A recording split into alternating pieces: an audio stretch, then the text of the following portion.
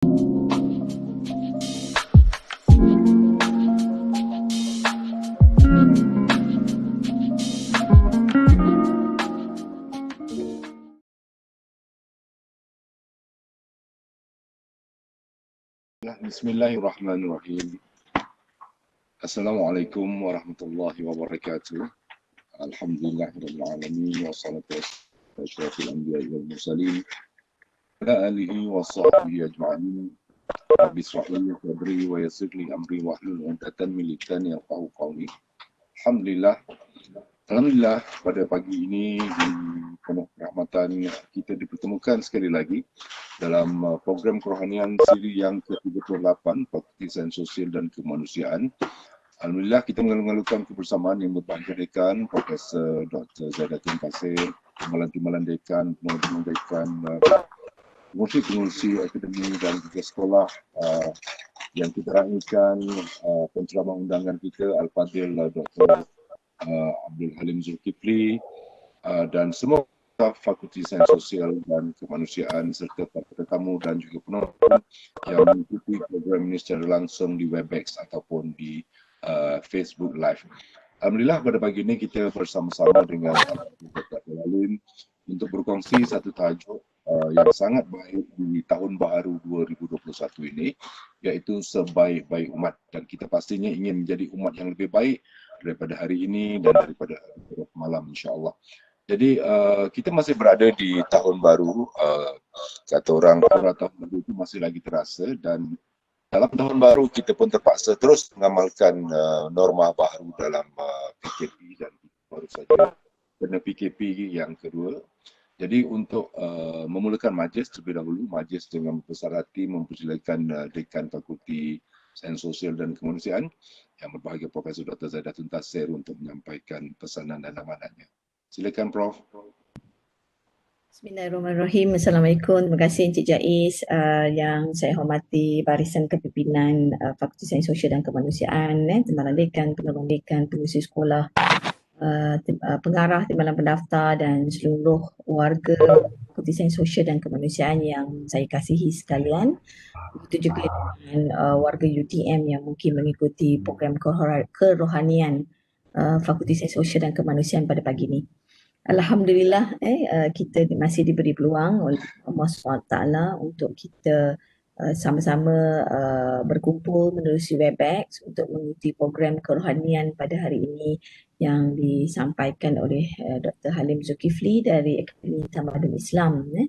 Bagi pihak fakulti, kita ingin mengucapkan ribuan terima kasih kepada Akademi Tamadun Islam yang sebenarnya mengendalikan program kerohanian Fakulti Sains Sosial dan Kemanusiaan. Bermula daripada kita PKP 1.0 sehinggalah kita berada di PKP 2.0. Jadi kepada semua staf semua, kita pun tahu yang amat berhormat Perdana Menteri telah mengumumkan bahawa Malaysia akan melalui PKP dan spesifik kepada negeri Johor bermula daripada semalam sehinggalah 26 Januari. Dan nampak gayanya kita kebanyakannya bekerja dari rumah, terutama staf akademik memang bekerja secara 100% di rumah.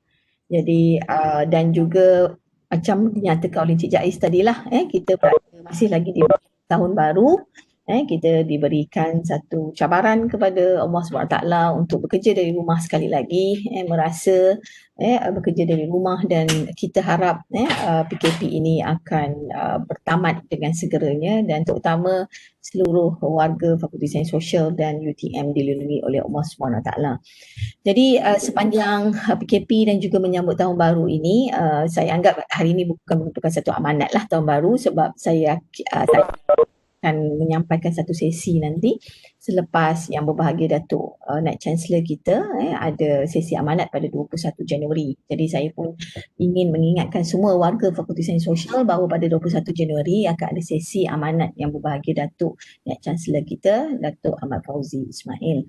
Jadi jangan lupa untuk menghadirinya. Jadi sepanjang PKP ini seperti biasa saya anggap bukan satu kelainan kepada kita semua kerana inilah PKP 2.0. PKP 1.0 kita telah lalui pada tahun lalu. Alhamdulillah kita dapat mengharungi cabaran-cabaran yang berlaku dan nampak jelas tahun ini kita agak bersedia dengan PKP 2.0, bersedia dari aspek staf-staf sokongan dan staf akademik, dari aspek menjalankan kerja-kerja di rumah.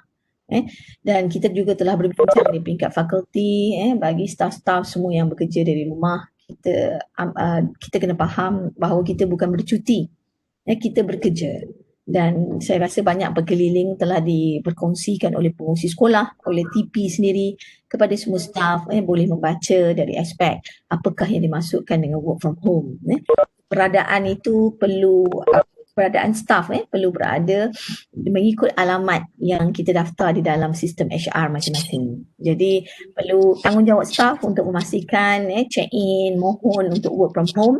Sekiranya tidak mohon work from home, maka dianggap sebagai tidak hadir dan secara automatik pihak fakulti tak bagi, saya rasa borang pink kita akan terus mungkin tolak saja cuti rehat.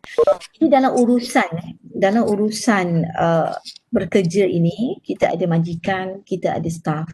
Jadi kebertanggungjawaban kedua-dua pihak itu amat jelas dan ianya selari dengan tema kita pada tahun ini FSS Heart yang mana kita tahu happy, gembira, empathy, appreciate,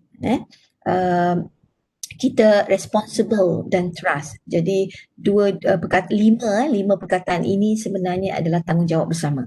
Jadi sama-sama untuk memohon work from home, tanggungjawab kami untuk pastikan perkara itu diluluskan. Sekiranya kami luluskan, itu tanggungjawab majikan kesilapan, jadi kecuaian kami, dan juga merupakan satu kecuaian staf sekiranya tidak memohon work from home. Jadi saya harap mohon isi menjadi tanggungjawab. Jika ada masalah mengisi borang work from home, maklumkan kepada kami. Akan memberikan bantuan setakat yang boleh untuk membantu staf memastikan bahawa kehadiran seperti mana mengikut perkeliling yang telah ditetapkan oleh UTM. Bukan sahaja itu dari aspek teknikal, dari aspek juga work from home. Sekiranya ada masalah nak work from home, baru sedar tiba-tiba kelengkapan di rumah itu tidak berfungsi dengan baik, notebooknya tiba-tiba ada masalah, komputernya ada masalah, kita faham keadaan ini. Jadi maklumkan kepada kami, insya-Allah mengikut termampu yang boleh, fakulti akan meminjamkan apa yang kita ada, notebook, mengikut kemampuan kami untuk kita memastikan kerja-kerja di rumah tu dilaksanakan. Jadi begitu juga proses cuti berjalan seperti biasa. Sekiranya merasa memang tidak mahu menumpukan kepada kerja-kerja, maka mohonlah cuti. Work from home tu bukan cuti jadi mohonlah cuti. Saya pun kalau saya nak bercuti, tidak mahu membuka komputer, maka mohonlah cuti. Begitu juga dengan urusan-urusan lain. Urusan gaji, itu tanggungjawab majikan memastikan gaji berjalan lancar. Urusan pengajaran oleh pensyarah, semua berjalan lancar. Dan dalam keadaan kita menghadapi dua musibah ini, bencana alam banjir dan juga COVID-19, saya harap sangat para pensyarah, para staf sokongan yang menguruskan akademik, kita sepatutnya lebih merasa insaf, mempunyai ihsan kepada pelajar-pelajar kita semua. Jadi di situ tema kita selain pada happy dan husnuzon itu, kita kena praktikkan sepenuhnya sepanjang dua bencana alam ini. Walaupun sebenarnya adalah juga kadang-kadang skeptikal betul atau tidak ni, tetapi kita positif dulu, kita bersangka baik dulu pada pelajar-pelajar kita. Jadi pada pensyarah yang mengikuti pada sesi hari ini, saya harap sangat sekiranya pelajar meminta tunda sedikit ke nak hantar assignment, berilah kelapangan itu, berilah peluang itu. Atas dasar kita melihat kepada keadaan yang dihadapi oleh pelajar. Kita pun tidak tahu. Mungkin kalau kita berada dalam keadaan mereka, kita juga mengalami musibah yang sama. Jadi itu yang saya harapkan juga, jaga emosi bekerja di rumah, sebab anak-anak semua di depan mata, sabar untuk menangani segala karena yang terbaik sebenarnya segala masalah yang kita hadapi, kita senyum. Senyum saja, senyum tu sebenarnya menyejukkan hati, walaupun dalam hati tu panas juga, tapi senyum. Dan kemudian ada masalah kewangan, masalah segala-galanya. hubungi kami. Sebab kami majikan tidak boleh berpeluang untuk merawat rumah masing-masing. Jadi maklumkan kepada kami, maklumkan kepada TP, masalah kewangan, email secara peribadi, kita akan ambil maklum dan insya-Allah bantuan yang fakulti boleh berikan semampu boleh, insya-Allah kita berikan. Seperti mana saya nyatakan tadi, kita mengambil kira kebajikan staf dan staf juga kena mengambil kira kebajikan masing-masing. Ada sebahagiannya memang menjadi tanggungjawab staf yang bukan agak sukar untuk majikan untuk membantu segala aspek. Walau bagaimanapun tidak mustahil ada aspek-aspek tertentu yang boleh dibantu oleh majikan atas dasar perkongsian antara dua pihak tu berlaku. Jadi saya sebelum mengakhiri just sebagai kata-kata aluan untuk kerana kita PKP kita tak bertemu hari tu. Selamat menjalani work from home dari rumah. Sekiranya dipanggil oleh di WhatsApp, di telefon, sila angkatlah telefon tu sesegera yang mungkin dan sekiranya diarahkan ke pejabat maka insya-Allah kita mematuhi SOP maka hadirlah ke pejabat sebab UTM adalah area yang dalam 1 kilometer tidak ada kes COVID. Itu yang saya pernah cakap dengan semalam saya cakap dengan staf-staf sebenarnya kalau kita buat rumah dalam UTM kita mungkin lebih selamat. Sebab kita kat luar tu macam kawasan saya ni pun ada 1 kilometer ada beberapa kes. Tapi di dalam UTM, Alhamdulillah setakat ni kes-kes positif di UTM adalah berlaku apabila staf itu work from home. Dapat daripada rakan-rakan yang mungkin mengunjungi mereka, menziarahi ahli keluarga dan sebagainya. Jadi saya pesan, jaga diri, walaupun kita mungkin ada kampungnya di Kuala Lumpur, di Kedah dan sebagainya buat masa ini, saya harap sangat minimalkan perjalanan kerana kita tidak tahu keadaan COVID ini macam mana. Ramai juga kawan-kawan saya yang berada di luar dari Johor dan juga dalam Johor yang saya tahu positif COVID, yang mana satu dugaan bagi mereka untuk menghadapi ni. Dan kita doa supaya semua warga Fakulti Sains Sosial dilindungi dengan mana kita perlu juga berusaha untuk memastikan kita tidak dijangkiti oleh COVID-19.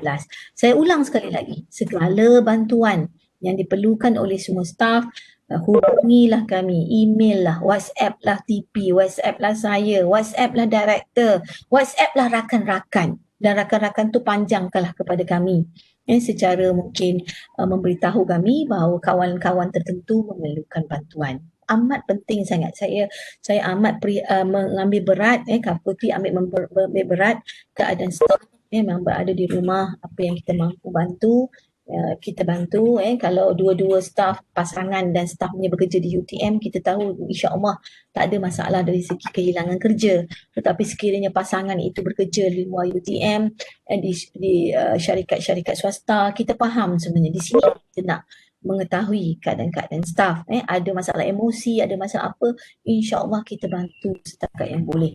Jadi sebelum saya akhiri, selamat maju jaya.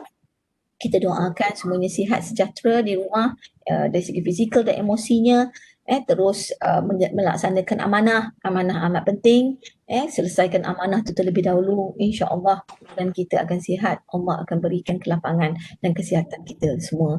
Jadi saya ucapkan terima kasih lagi sekali kepada Dr. Halim yang selaku penceramah kita pada hari ini, dan kita doa supaya program kita ini diberkati Allah. Awal-awal pagi Khamis kita telah berada di dalam program ilmu, insya-Allah Allah merahmati sesiapa saja yang menghadiri program ilmu walaupun menerusi Webex. Alhamdulillah. Saya mohon maaf sekiranya ada terlanjur kata. Bagi pihak fakulti juga kami mohon maaf sekiranya kami terlepas pandang mana-mana staf yang kita tidak fokuskan dari segi kebajikannya. Jadi dengan itu Cik Jais saya akhiri dengan wabillahi taufik wa hidayah. Wassalamualaikum warahmatullahi taala wabarakatuh. Waalaikumsalam warahmatullahi wabarakatuh. Alhamdulillah, terima kasih Profesor Dr. Zadatun, Dekan Fakulti Sains Sosial dan Kemanusiaan yang begitu prihatin dalam ucapan beliau untuk bersama-sama berkongsi permasalahan staf dalam menjadikan kita ini insan yang prihatin, majikan yang lebih prihatin, sejajar dengan tagline fakulti iaitu mendidik insan. Alhamdulillah. Terima kasih sekali lagi Prof atas perkongsian dan juga maklumat yang disampaikan sebentar tadi. Baiklah tuan-tuan dan puan-puan, kita teruskan saja meneruskan program Kerohanian di siri yang ke-38 ini, yang mana program ini akan membawa tajuk sebagai umat pengajaran yang diangkat daripada surah Al-Imran ayat 110 yang akan disampaikan oleh Dr. Abdul Halim Zulkifli dan akan dibacakan oleh kori-kori undangan. Jadi tanpa melengahkan masa, majlis menyerahkan program Quranian ini kepada Al-Fadhil Dr. Abdul Halim untuk meneruskan program ini dengan membacakan terlebih dahulu ayat surah Al-Imran ayat 110. Silakan Doktor. Okey, terima kasih Encik Jais. Assalamualaikum warahmatullahi wabarakatuh. Assalamualaikum. Okey. Kamera tak berfungsi jadi rasa kurang seronok. Betul Doktor, tapi suara jelas. Ya. Okey, terima kasih Encik Jais dan juga Dekan, Timbalan Dekan, semua warga Fakulti Sains Sosial. Ya, alhamdulillah pada pagi ini kita sama-sama dapat berkongsi ilmu dan meneruskan program yang telah dirancang sebelum ini dan duduk dalam majlis ilmu yang telah diberkati oleh Allah. Okey. Pada hari ini kita tahu iaitu 14 Januari 2021 bersamaan 1 Jamadil Akhir 1422 Hijrah. Dan dalam lebih kurang dalam 3 sampai 3 bulan insya-Allah kita akan menghadapi bulan Ramadan yang mubarak yang ini. Okey. Tajuk yang akan saya sampaikan pada pagi ini dan akan kongsikan sama-sama ya ialah sebaik-baik umat. Ya. A'udzubillahi minasyaitonirrajim. Bismillahirrahmanirrahim. Kuntum khayra ummatin ukhrijat lin-nasi ta'muruna bil ma'ruf wa tanhauna 'anil munkar wa tu'minuna billah. Walau amana ahlul kitab lakana khairan lahum minhumul mu'minuna wa aktsaruhumul fasiqun. Surah Ali Imran ya ayat 110.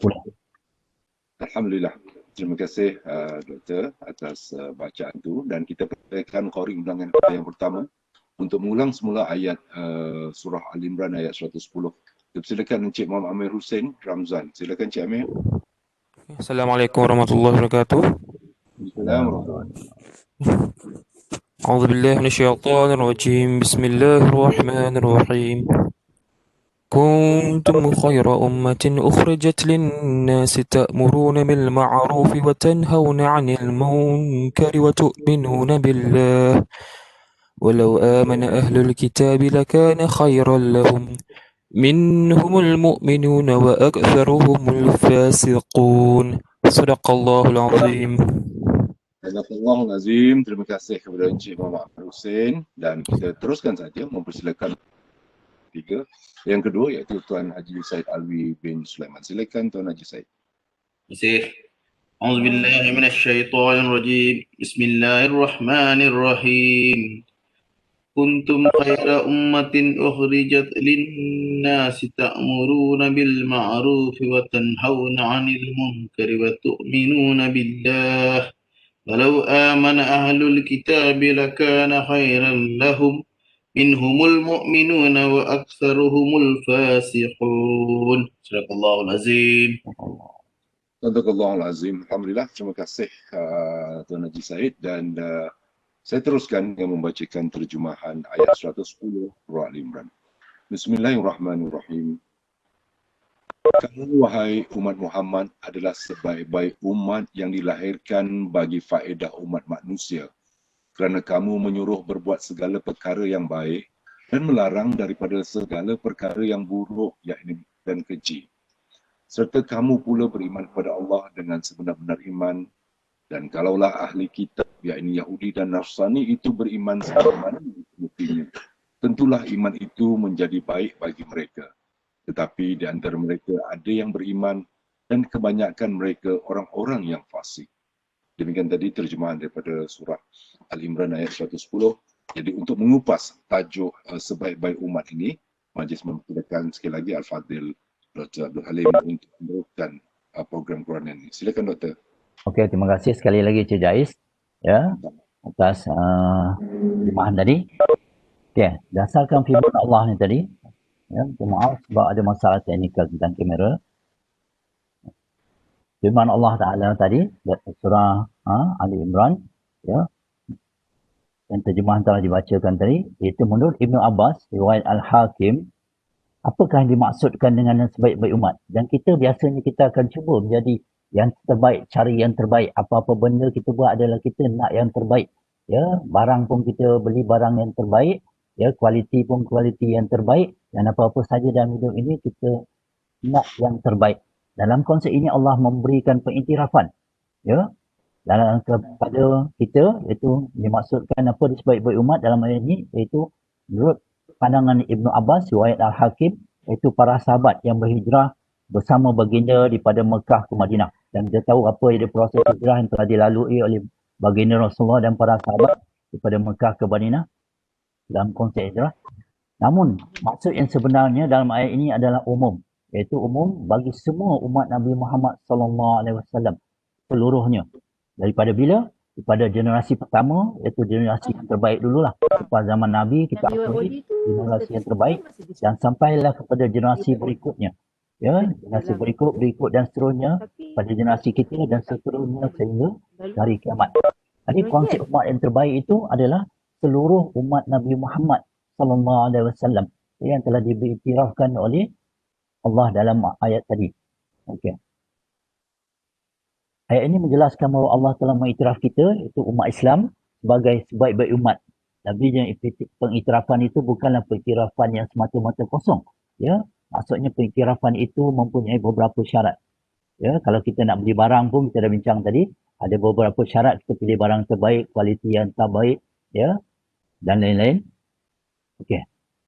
Yang pertama, ya, kita dah bincang ayat ni, iaitu pertama, kualitinya, syaratnya apa yang diakui sebagai sebaik-baik umat, iaitu menyuruh ke arah kebaikan. Menyuruh ke arah kebaikan, kita tahu apa dia kebaikan. Kebaikan adalah sesuatu yang boleh memberikan pahala kepada kita, ataupun apa yang disuruh oleh Allah, itulah ada kebaikan. Ya, memberi pahala, memberi manfaat kepada kita dan kepada masyarakat umumnya. Dan apabila kita tahu kebaikan, kita biasa faham adalah salat, puasa, zakat, haji. Itu secara umum lah. Itu dalam konsep, ya, ibadat-ibadat yang khusus. Ya, tapi kebaikan yang kita sudah maklum, itu sebarang aktiviti ataupun perintah Allah yang disuruh oleh Allah. Ya, dan perkara itu pun membawa kebaikan, ya, kepada kita dan kepada orang lain. Dan dapat pahala. Ya, dalam masa yang sama, itu apa dia syaratnya? Pertama tadi menyuruh ke arah kebaikan, dan dalam masa yang sama, ini serentak ni. Kita bukan sebagian orang kata menyuruh kebaikan, tapi kemungkaran tak nak dicegah. Tapi dalam konsep ni iaitu ta'muruna bil ma'ruf wa tanhauna 'anil munkar, iaitu menyuruh ke arah kebaikan dan dalam masa yang sama cegah kemungkaran. Kemungkaran tu apa dia? Iaitu perkara-perkara maksiat, perkara-perkara yang boleh membawa kepada dosa. Yang kita tahu apa dia kemungkaran. Kita kata tak solat, ya, tak puasa, ya, buat maksiat dan lain-lain. Itu secara umum lah. Ya, itu yang telah diakui oleh Allah, iaitu yang pertama, apa syarat dia kita mendapat sebaik-baik umat, suruh ke arah kebaikan. Dan dalam masa yang sama, bukan dalam suruh ke arah kebaikan, kemungkaran kita nampak, kita biarkan. Masa yang sama, mencegah kemungkaran, dan dalam masa yang sama, beriman kepada Allah. Ya, kalau kita tengok orang kafir, bagiannya mungkin menyuruh ke arah kebaikan. Dan dalam masa yang sama, mereka mencegah kemungkaran. Tapi mereka tak beriman kepada Allah. Itu tak ada konsep tauhid guna. Maksudnya tiga-tiga elemen ini adalah penting bagi kita mendapat keiktirafan yang telah diakui oleh Allah di dalam Al-Quran, iaitu menyuruh ke arah kebaikan, ya, mencegah daripada melakukan kemungkaran, dan mencegah melakukan kemungkaran, kita cegah orang lain. Yang penting kadang-kadang kita cegah diri kita sendiri. Ya, kadang-kadang kita cegah orang lain dalam masa yang sama kita buat kemungkaran tu. Mungkin cara tak sedar ataupun sedar, itu masalah lain lah. Ya, dan dalam masa yang sama, dalam konteks ini iaitu beriman kepada Allah. Ya, Alhamdulillah, kita orang Islam ada konsep ni, konsep tauhid yang kita dah belajar pada dulu sampai sekarang dan selama-lamanya. Maksudnya konsep tauhid ini kita kena perbarui lagi. Kena belajar ilmu tauhid secara mendalam tentang konsep keimanan kepada Allah. Mungkin sebahagian yang belajar sekolah agama, kata cukup dan sebagainya. Ya, maksudnya benda itu kita kena tambah ilmu daripada semasa ke semasa. Ya. Okey, seterusnya. Okey, maksudnya yang terjemahan telah dibacakan tadi, dia katakan, sekiranya ahli kitab beriman, tentulah itu lebih baik bagi mereka. Ya, maksudnya ahli kitab ni orang-orang yang, ya, maksudnya mereka faham tentang Islam, tapi mereka tak beriman. Maksudnya kalau mereka beriman, itu lebih baik. Mereka dah faham, cuma imannya tak ada. Yang asyik yang ketiga, mereka tidak ada beriman kepada Allah. Kategori ahli kitab ada antara mereka beriman dan kebanyakan mereka adalah orang-orang fasik. Sedikit saja beriman dan kebanyakan mereka adalah orang-orang yang fasik, orang-orang yang melakukan maksiat ataupun orang melakukan kemungkaran ataupun orang-orang yang melakukan dosa, itu fasik. Ya. Bukan saja orang-orang fasik, sebahagian orang Islam pun termasuk dalam kategori ini. Ya. Maksudnya itu. Maksudnya kemungkaran mereka lakukan dan kita yang tahu benda itu mungkar, ya, kita kena cegah mereka daripada melakukan kemungkaran. Siapakah ahli kitab? Saya tak tahu. Ya, perbincangan ahli kitab ni mungkin perbincangan terlalu panjang, terlalu akademik. Jadi saya ambil beberapa pandangan lah. Ya, mengikut Ibnu Halhaz, ahli kitab iaitu merangkumi Yahudi, Kristian dan Majusi. Ya, umumnya orang-orang beriman iaitu yang mereka beriman dengan kitab-kitab Taurat, Zabur dan Injil yang asal. Mereka beriman dan mengikut kitab-kitab itu. Kalau bincang ahli kitab, kita nak bincang mungkin ada sesi yang lain lah. Ya, dan ada pakar-pakar yang boleh membincangkan siapa dia ahli kitab. Banyak penelitian tentang ahli kitab. Ya, sebab ahli kitab ni adalah golongan yang secara umumnya mengikut Ibnu Hazm, iaitu ahli kitab iaitu golongan Yahudi, Kristian dan Majusi.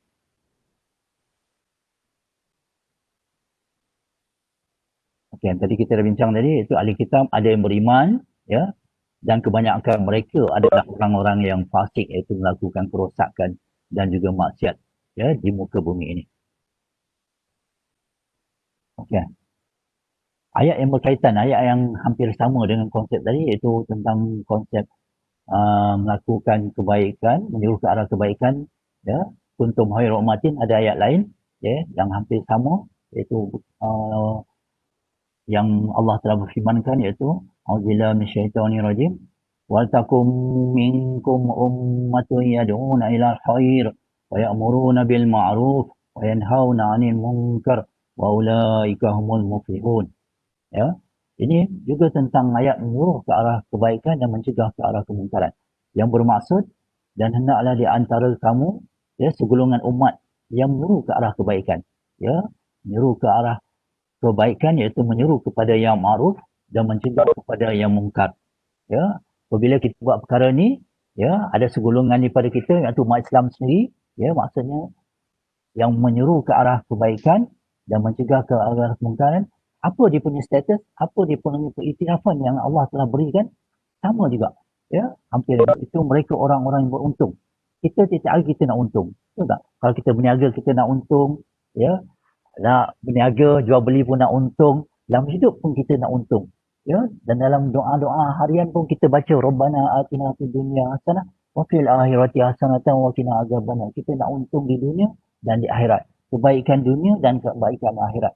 Segala-galanya kita nak untung, terutama orang melakukan perniagaan. Ya, jadi golongan-golongan yang menyuruh ke arah ma'ruf ni, kebaikan, dan mencegah daripada kemungkaran ini, apa pengiktirafan yang Allah berikan? Mereka adalah orang-orang yang beruntung. Kalau pengiktirafan yang Allah berikan adalah pengiktirafan yang paling baik, yang paling bernilai. Kalau kat dunia ni pun kita nak dapat pengiktirafan daripada masyarakat, daripada fakulti, ya, daripada masyarakat luar, daripada dunia. Ya, kita dapat pengiktirafan apa? Mungkin bisyarah terbaik ke, kaki tangan terbaik ke, kaki tangan cemerlang ke, ya, banyak menulis buku ke, banyak menyumbangkan artikel ke, banyak dapat grant ke. Itu kita nak pengiktirafan yang diberikan oleh manusia. Ya, pengiktirafan yang diberikan oleh manusia kita bertahu bersifat sementara. Ya, ini bersifat yang tak dapat digambarkan, iaitu pengiktirafan yang diberikan oleh Maha Agung, Allah yang Maha Besar, dengan syarat menyeru ke arah kebaikan, ma'ruf, dan mencegah ke arah kemungkaran. Dan biasa kita dengar kadang-kadang orang tu sebagian nama ma'ruf, mungkin nama bagus, tapi tak pernah lagi kita dengar orang nama mungkar. Ya, tapi yang malaikat mungkar tangkir yang berbeza lah. Okey, seterusnya, secara umumnya perkataan ma'ruf, ya, bermaksud segala apa yang disukai. Ya, sukai, kita suka, diredai dan diperintahkan oleh Allah untuk kita melakukannya. Kita bincang itu, contohnya apa? Solat, puasa, zakat, haji dan perkara-perkara yang bawa kebaikan. Ya. Manakala mungkar, semua orang sedia maklum. Itu bermaksud perkara yang dibenci. Allah benci. Kalau manusia benci pun kita tak suka buat, ini kan dibenci oleh Allah. Dan dimurkai. Dan diperintahi oleh Allah untuk kita menjauhinya. Kerana mendatangkan dosa. Apabila datang dosa, maksudnya kita yang kena. Bukan orang lain. Ya. Dalam konteks ni, Allah tak ada apa-apa. Ya. Sama ada kita buat ma'ruf ke, ataupun buat mungkar ke, perkara itu tidak mendatangkan kesan kepada Allah sendiri. Allah tetap dengan kuasanya, tetap dengan kedudukannya, tetap dengan keagungannya. Ya, kita yang akan merasai ya apa-apa maksiat, apa-apa dosa yang telah kita buat.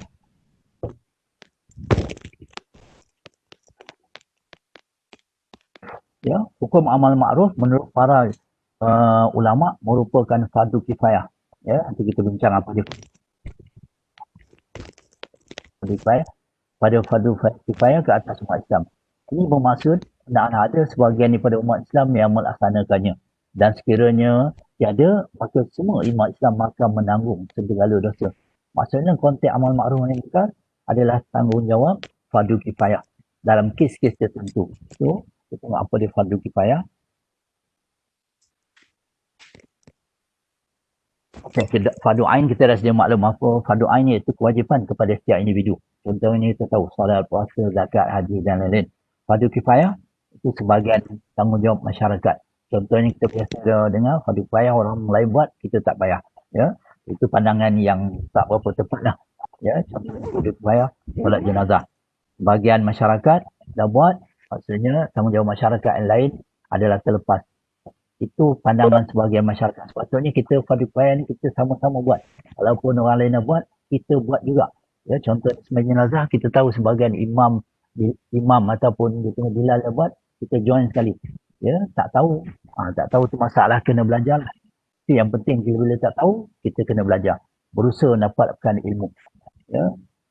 Okey, yang kedua itu solat Jumaat. Dalam konsep PKP sekarang ni, kita tahu solat Jumaat ni ada di masjid lah. Konsep yang lebih khusus itu di masjid hanya dibenarkan beberapa orang saja ikut apa yang telah diputuskan. Maksudnya kalau dalam satu kampung ataupun dalam satu kawasan tu, contoh dalam kawasan UTM, tidak ada orang melaksanakan solat Jumaat 5 waktu, seluruh warga UTM adalah berdosa. Dan satu kampung tu tak ada orang yang waktu ataupun ada miss satu waktu, seluruh mereka adalah berdosa. Ya, yang tak buat solat Jumaat pun berdosa, apalagi yang tertidur, contohnya solat subuh dia tertidur. Ya, pada satu waktu ya, jadi seluruh kawasan mungkin itu adalah berdosa. Okay, seterusnya kita tahu itu fardu kifayah dalam untuk ilmu dalam berbagai bidang. Contohnya kita tahu bidang perubatan, kat UTM ni mungkin ada perubatan, bidang politik, ekonomi, undang-undang, kejuruteraan dan lain. Maksudnya ada wakil daripada umat Islam yang mahir. Contohnya ada doktor pakar dalam bidang doktor sakit tuan dan lain-lain. Ada orang Islam yang pakar dalam politik, ada orang Islam dalam pakar ekonomi, ada orang Islam yang pakar undang-undang, dan ada orang Islam yang pakar dalam kejuruteraan. Maksudnya setiap aspek ilmu tu mesti ada kepakaran daripada orang Islam itu sendiri. Mesti ada wakil daripada orang Islam. Kalau tak ada, maksudnya seluruh umat Islam adalah berdosa. Ya, sebab kita tak nak bergantung semuanya kepada ada pakar, tak ada nama orang Islam tu sebenarnya. Semua nama list orang-orang kafir. Jadi dalam konteks ini kita naklah memastikan ataupun berusaha untuk memastikan ada wakil daripada umat Islam yang pakar dalam bidang-bidang tertentu. Setiap aspek ilmu itu dianggap sebagai fardu kifayah. Contohnya dalam UTM ni ada ya, belajar kejuruteraan apa, kimia, kejuruteraan awam, kejuruteraan mekanikal, sains, fizik, chemistry dan lain-lain. Maksudnya mesti ada wakil daripada umat Islam. Kalau tak ada yang belajar, tak ada kepakaran umat Islam, maksudnya seluruh umat Islam akan dikira berdosa. Itu tuntutan fardu kifayah. Ya, itu pun dah biasa dia maklum lah. Ya. Okey, apa dia kaedah amal ma'ruf dan nahi munkar? Kita dah bincang tadi beberapa ayat Ali Imran tadi, iaitu kuntum khairu ummatin tadi. Itu Allah telah memberikan kita pencerahan ya, tentang kita sebaik-baik umat dengan syarat kita melakukan amal ma'ruf dan nahi munkar. Apa kaedah yang telah ditetapkan? Semua ini ada diberikan panduan. Walaupun Allah suruh, ya, Allah mengatakan kita sebagai umat, Allah suruh kita melaksanakannya. Itu konsep amal ma'ruf dan munkar. Allah berikan kita punya modul, panduan. Macam mana nak laksanakan? Bukan perintah macam tu saja Allah suruh. Contoh dalam konsep semayang. Aqimus salat. Allah beri panduan macam mana nak tunaikan salat. Ya, dengan putusan Rasulullah. Dia kata, sallu kama ra'aitumuni usalli. Ya, Allah suruh kita semayang, tapi dalam Quran dia tak nyatakan bagaimana kita nak semayang. Tapi Allah utuskan messenger, utuskan Rasul sebagai panduan macam mana kita nak semayang. Nabi kata, sallu kama ra'aitumuni usalli. Ya, naklah kamu semayang sebagaimana kau lihat aku semayang. Kita tak lihat Nabi sembahyang, tapi kita lihat generasi-generasi yang sebelum ni, para sahabat dan sampai kepada kita tahu macam mana itu solat Nabi. Ya, contohnya kita buat solat subuh, ya, 2 rakaat. Itu juga adalah daripada bimbingan dan panduan yang telah diberikan oleh Allah, ya, melalui pengutusan Nabi.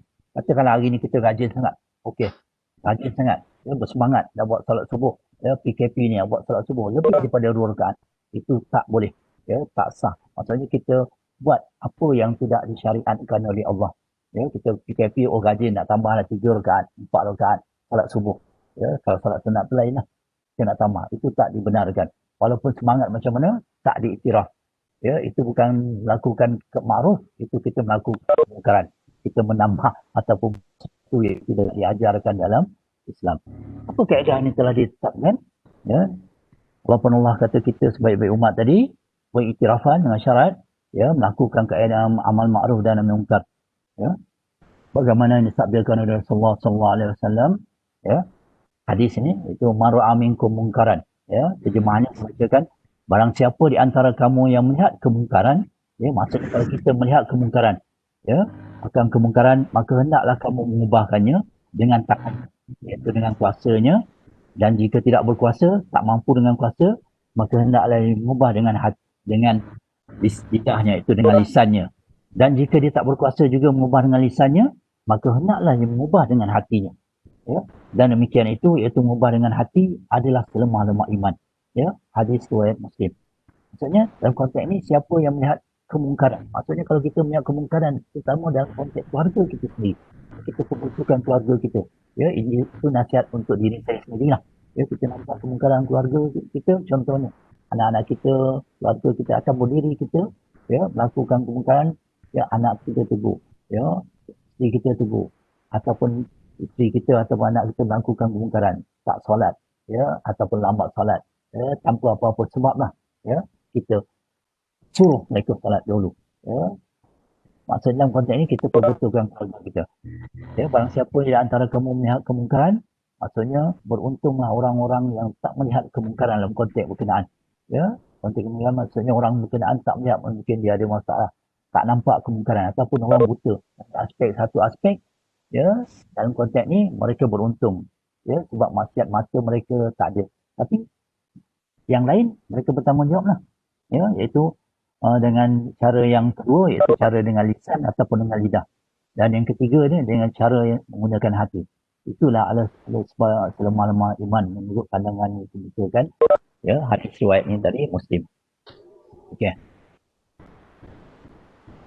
Apa maksud dengan tangan? Kita bincang cara dengan lebih detail lagi. Apa maksud dengan tangan? Kuasa. Apabila nampak kemungkaran, ya, dengan tangan, itu kuasa ataupun pemerintahan. Maksudnya bukan sahaja pemerintah, kita sendiri. Dalam konteks yang lebih kecil, dalam keluarga kita, kita mempunyai kuasa untuk menegah dan melarang suatu perbuatan mungkar. Itu boleh kita mengubah dan menetapkan hukuman daripada pencegahan bagi orang yang di bawah kepimpinan kita. Contohnya, dalam konteks dekan tadi, dia kata sebagai ketua jabatan, ya, ataupun kita sebagai ketua keluarga. Ataupun yang belum berkeluarga, maksudnya kita diri sendiri, kita pimpin diri kita sendiri. Ya. Itu pemimpinan orang yang orang berkenaan akan ditanya, ya, tentang tanggungjawab yang telah diamanahkan kepada mereka di akhir akhirat.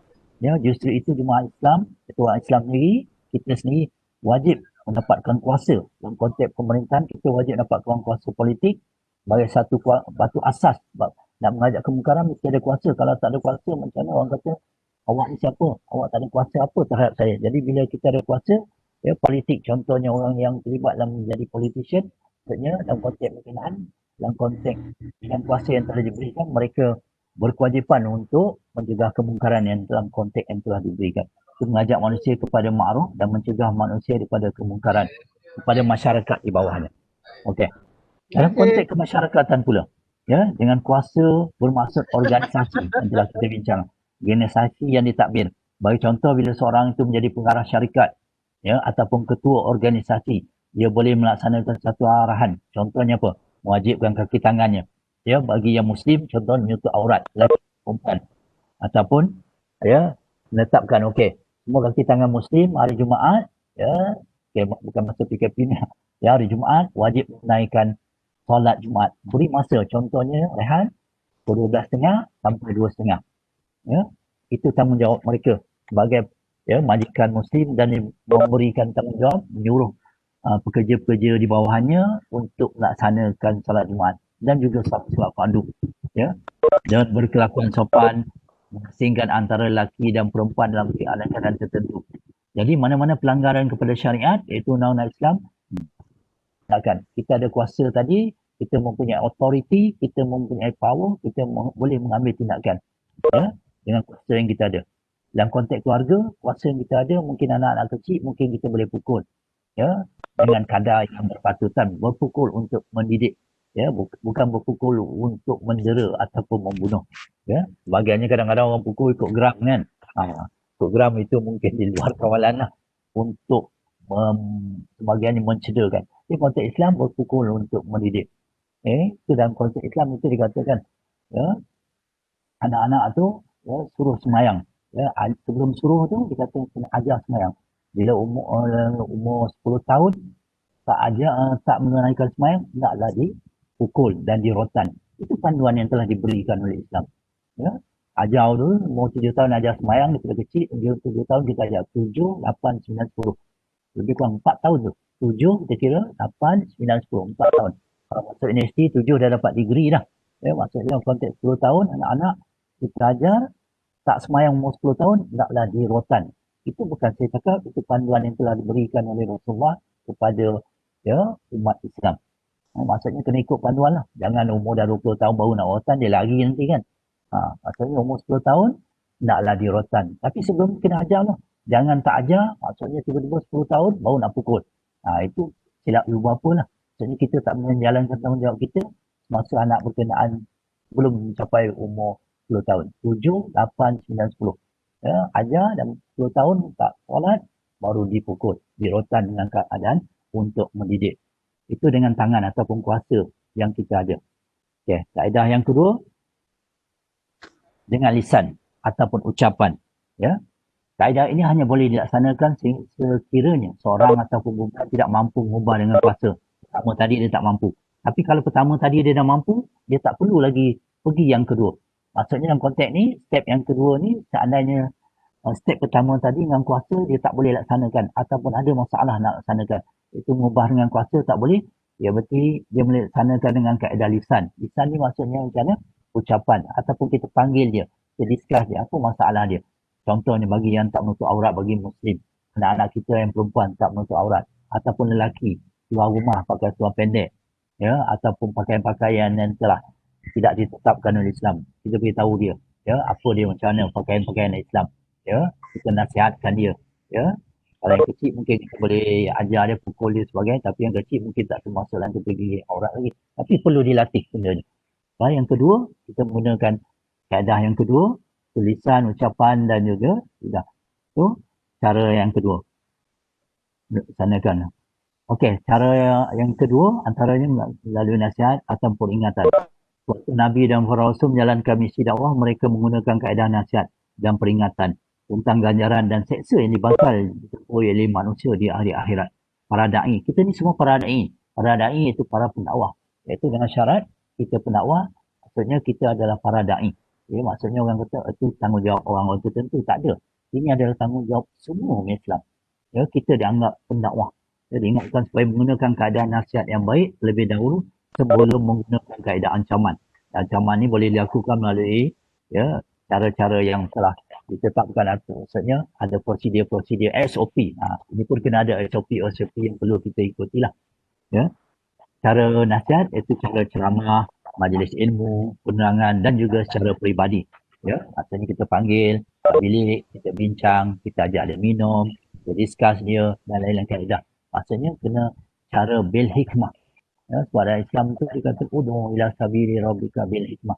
Suruhlah, ya, masyarakat dengan cara yang hikmah, wisdom. Okey, ini antaranya pada nasihat. Yang kedua melalui penerangan, iaitu aspek yang mula seperti ceramah. Sekarang ni PKP mungkin tak ada ceramah lah, mungkin online sajalah yang kita buat sekarang ni. Ceramah ataupun perkongsian ilmu, risalah dalam majalah, tulisan, poster, kempen dan lain-lain. Ya. Ini pihak-pihak yang berkemampuan untuk membuatkan mungkin poster, kempen dan sebagainya. Okey, cara yang ketiga dalam konteks, ya, Yang kedua tadi iaitu dengan lisan, itu masih melalui penulisan. Ini juga adalah suatu aspek dakwah yang berkesan. Para da'i ni kita bukan anggap para pendakwah, kita ni adalah para pendakwah. Ya, kita paling kurang pun kita mendakwah keluarga kita, ataupun yang belum berkeluarga, kita diri sendiri, kita dakwah diri kita sendiri. Perlu menguasai ilmu penulisan. Ni penulisan kita dah bincang mungkin dalam konteks UPM banyak, ya, surat-surat penulisan, ya, jenis cabang benda masyarakat tentang kebaikan Islam, ya, keburukan kemungkaran, ini semua dah sedia maklum lah, tahu. Penulisan adalah bentuk komentar, beri komentar yang membina, bukan komentar yang mengutuk ataupun menghaibkan orang berkenaan. Risalah, poster, majalah, surat khabar, dan lain-lain.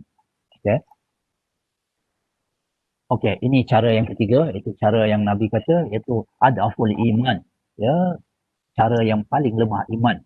Ya, apa maksud cara dengan iman? Iaitu cara pertama tadi kita buat dengan cara kuasa, yang kedua tadi kita buat cara lisan ataupun tangan, yang ketiga tadi iaitu cara dengan hati. Dengan hati maksudnya membenci dan tidak meredai. Kita benci siapa? Bukan benci orang berkenaan, tapi kalau pelaku maksiat tu, bukan kita benci dia punya identiti. Kita benci dia punya sikap dia yang melakukan maksiat. Ya, kita nampak maru aminkum, kita nampak dia buat maksiat, kita cuba gunakan kuasa tak mampu, lisan pun tak berkesan, kita benci dengan perbuatan dia. Mungkin dia melakukan tak solat ataupun mencuri, ya, ataupun melakukan maksiat. Ya, kita dah cuba dengan kuasa tak juga jalan, tapi masih kena teruskan lagi. Dengan lisan pun tak jalan. Yang ketiga iaitu dengan hati, iaitu membenci dan tidak meredai. Dia maksiat, kita tak reda dengan maksiat yang dia buat. Kalau kita reda, kita termasuk dalam golongan mereka. Nabi telah bersabda bahawa kaedah ini adalah kaedah paling nipis iman. Nabi cakap ni, ya, paling nipis iman. Dan kita tahu paling nipis ni apa? Mungkin kulit bawang kita nampak paling nipis. Ya, iman bagi umat Islam dalam kategori kaedah yang ketiga. Kaedah ini hanya boleh dilakukan setelah berikhtiar melalui kaedah kuasa tadi dan lisan yang tidak boleh memberikan kesan. Bahkan memudaratkan seorang da'i ataupun jemaah Islam itu sendiri. Mungkin kita nak buat kuasa, mungkin tak mampu nak gunakan kuasa, kita nak pukul, mungkin bergaduh. Kalau kita gunakan kuasa, pukul ataupun kita berbincang, mungkin dia mengancam kita. Kita rasa benda ni mengancam kedudukan kita, mengancam keselamatan kita, kita gunakan kaedah yang ketiga. Itu kaedah dengan hati. Tapi itu semua dengan hikmah. Ya. Ini berarti orang da'i tidak benarkan sama sekali meredai. Kita tak reda dengan maksiat yang dilakukan dan kemungkaran yang dibuat. Dan kita berusaha menjauhkannya dapat mungkin dengan membawa mereka kepada perkara-perkara yang lain. Ini bagi mengelakkan kemungkaran. Apa sebab? Kalau kemungkaran itu berlaku, apa yang akan berlaku? Bala Allah di tempat tersebut akan turun. Maksudnya Allah turunkan bala itu bukan terkena kepada pelaku maksiat. Semua penduduk yang maksiat pun kena, yang tak buat maksiat pun kena. Namun jika tak terdaya, membencilah sedapat mungkin sambil berdoa. Sambil itu kita mungkin berdoa kepada Allah supaya masyarakat ataupun orang yang berkenaan, mungkin kita dah bincang tadi, ataupun dekan atau Ustazan, iaitu masyarakat yang jahil, supaya mereka sedar akan perbuatan mereka yang melakukan maksiat. Okey. Kita dah tahu macam mana apa di kemungkaran tadi, macam mana kaedahnya, itu dengan kuasa, dengan lisan dan dengan hati yang ada afur iman, iaitu selemah-lemah iman, dan strategi nak melaksanakan amal ma'ruf dan nahi munkar.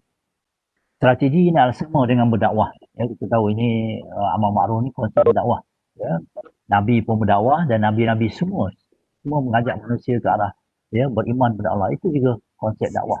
Ya.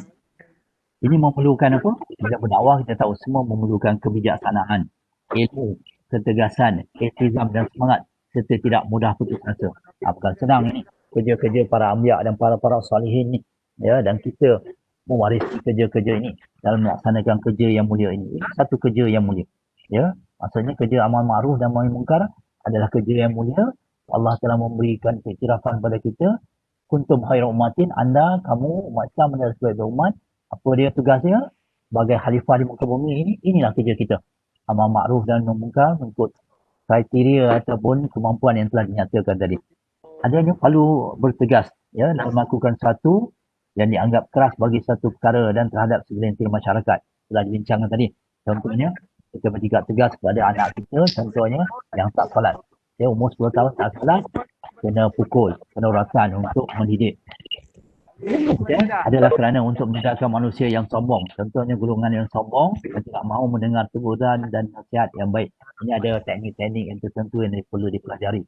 Ya, ini mungkin bahagian psikologi ataupun coaching. Ya, lebih detail. Kalau golongan yang mudah dinasihati adalah dengan cara berhikmah dan nasihat yang baik. Itu adalah Allah nyatakan, "Ud'u ila sabili rabbika bil hikmah wal mau'izatil hasanah." Itu serulah manusia dengan cara hikmah dan nasihat yang baik.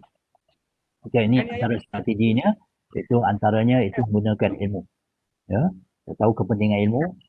Menyatakan man arada dunya fa'alaihi bil ilmi, man arada al akhirah fa'alaihi bil ilmi, wa man aradahuma fa'alaihi. Katakan siapa yang nak dunia, perlukan ilmu. Siapa nak akhirat, perlukan ilmu.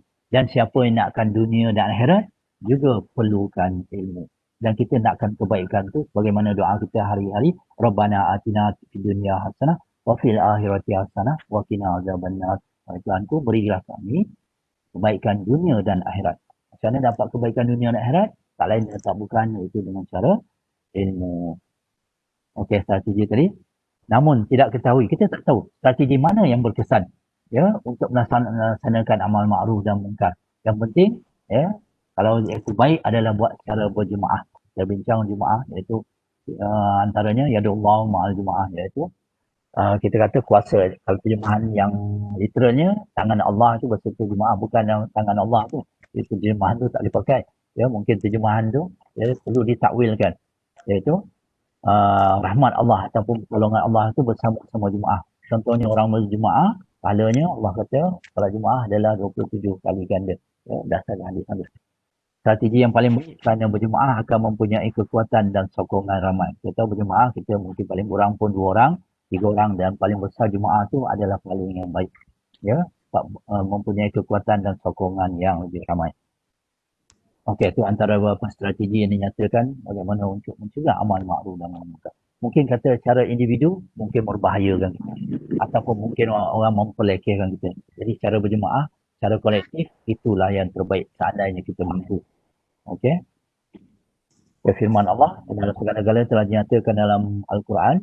Ya, Allah telah berfirman seberi maksudnya. Sungguhnya Al-Quran itu memberi petunjuk ke jalan yang betul.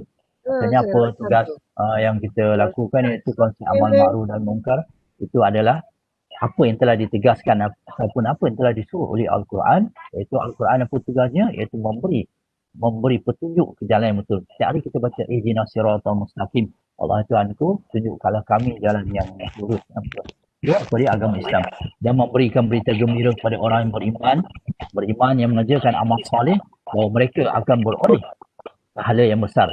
So, tadi syarat dia tadi mendapat sebaik-baik umat, iaitu konsep amal ma'ruf dan munkar, dan kita beriman kepada Allah. Maksudnya orang beriman ya, akan yang mengerjakan amal soleh, apa dia yang dinyatakan oleh Allah, itu tadi dikatakan memperoleh keuntungan yang besar, kejayaan yang besar, dan hal ni memperoleh pahala yang besar. Ya, semua kena ni kita rebut. Ya, kita rebut semasa hidup dunia untuk memperoleh pahala yang besar, ya, agar kita mendapat surga yang dijanjikan oleh Allah, ya, yang dijanjikan oleh Allah di akhirat kelak, insya-Allah. Okey. Okey, penutupnya konsep amal ma'ruf dan munkar. Konsep amal ma'ruf dan munkar kita tahu merupakan tanggungjawab ya dan tugas setiap individu muslim. Ya, mengikut kriteria yang telah diberikan tadi. Kita tak boleh kata okey ini tanggungjawab pihak tertentu. Seandainya dikata dalam hadis Nabi, man ra'a minkum, kita nampak kemungkaran dan kita nampak depan kita, kita gunakan strategi yang telah dinyatakan tadi. Kalau kita boleh gunakan kuasa, kita gunakan kuasa. Man ra'a minkum falyughayyirhu, hendaklah ubah dengan kuasa tangannya. Ya, dalam konteks ni mungkin anak-anak kita yang kecil boleh gunakan tangan. Ya, kalau tak mampu gunakan tangan, hendaklah dengan cara lisan yang telah dibincang tadi, macam mana lisan, discuss, panggil, dan nasihat yang baik. Dan yang tak mampu, cara yang kedua, yang beralih kepada cara yang ketiga, Nabi kata iaitu adaful iman, iaitu iman yang paling nipis. Ya, selemah-lemah iman. Kalau tak ada, maksudnya kalau cara yang ketiga, kita tak ada benci dengan perbuatan maksiat yang dilakukan oleh keluarga kita, ya, maksudnya seolah-olah kita tak ada iman. Tak ada iman, na'udzubillah min zalik. Maksudnya tanggungjawab ini adalah tanggungjawab semua dan bukan senang. Ya, ini untuk peringatan saya, bukan senang untuk melaksanakan amal ma'ruf dan nahi munkar. Ya, kita tahu para nabi, para anbiya yang ulul azmi, semua melaksanakan amal ma'ruf dan munkar, mereka diancam Mereka diancam bukan secara ancam biasa-biasa, ancam bunuh. Dan sebahagian para nabi kita tahu telah dibunuh. Kerana apa? Kerana konsep inilah. Amal ma'ruf dan nahi munkar, mengajak manusia ke arah kebaikan dan mencegah kemungkaran dan mengajak manusia untuk beriman kepada Allah. Ya, tanggungjawab ini tanggungjawab yang sungguh besar. Tapi jangan lupa, walaupun besar, ganjarannya pun besar. Allah kata beroleh pahala yang besar dan mereka adalah golongan-golongan yang berjaya. Berjaya di mana? Berjaya di dunia dan di akhirat. Okey, saya rasa setakat inilah untuk perkongsian semasa, ya, sharing saya dan untuk peringatan saya jugalah, ya, bahawa tanggungjawab ini adalah tanggungjawab saya dan tanggungjawab semua pihak, ya, yang berkemampuan, ya, ikut kriteria ataupun ikut yang telah dinyatakan tadi. Kalau mampu dengan kuasa tangan, kita guna kuasa. Tak mampu, kita gunakan lisan, nasihat, dan yang cara yang terakhir iaitu dengan cara sebenci perbuatan itu. Okey. Okey, saya sudah serahkan. Okey. Aku li qauli hadza astaghfirullahalazim wa li wa lakum. Assalamualaikum warahmatullahi wabarakatuh. Assalamualaikum pada Jais. Waalaikumsalam warahmatullahi wabarakatuh. Alhamdulillah, terima kasih kepada Al-Fadhil Dr. Abdul Halim atas perkongsian ilmu yang sangat bermanfaat dalam kita mendepani segala cabaran di tahun baru ini untuk menjadi umat yang lebih baik. Mudah-mudahan segala apa yang telah disampaikan ini dapat kita hayati, kita fahami dan kita amalkan dalam membentuk kata orang khairul umatun ataupun baik umat.